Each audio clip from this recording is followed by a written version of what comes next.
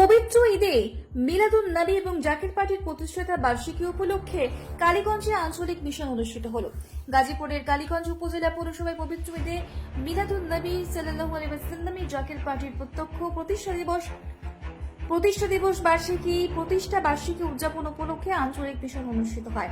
জাকির পার্টির মাননীয় চেয়ারম্যান মুস্তফা আমির ফাজিল সাহেবের পবিত্র হুকুম মাথায় নিয়ে পবিত্র ঈদে মিলাদুন নবী সাল্লাল্লাহু আলাইহি ওয়াসাল্লামের জাকির পার্টির প্রতিষ্ঠা বার্ষিকী উদযাপন উপলক্ষে গাজীপুর জেলায় কালীগঞ্জ উপজেলা এবং পৌরসভায় আঞ্চলিক মিশন সম্পন্ন করে সাংবাদিকদের মুখোমুখি হয়ে জাকির পার্টির গাজীপুর জেলার সাধারণ সম্পাদক ডক্টর জুয়েল কবির বক্তব্যে বলেন,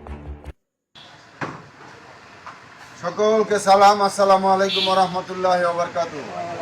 অন্যান্য ধর্মাবলম্বী যারা আছেন সকলকে আন্তরিক মোবারকবাদ।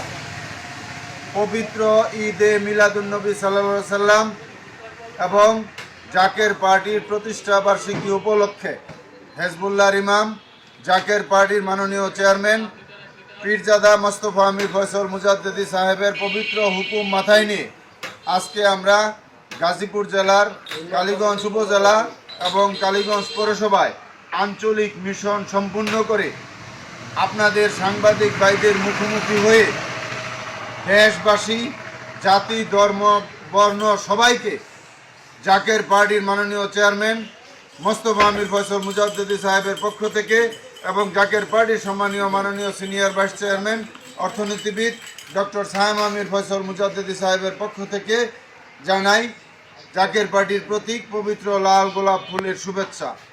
পবিত্র ঈদে মিলাদুন নবী সাল্লাল্লাহু আলাইহি সাল্লাম এবং জাকের পার্টির প্রতিষ্ঠা বার্ষিকী উদযাপিত হবে বিশ্ব জাকের মঞ্জিল 22 রশি সদরপুর ফরিদপুরে অনুষ্ঠিত হবে। 15 তারিখ আসরের নামাজের পূর্বেই আমরা কাফেলার পর কাফেলা করে আমরা যাব।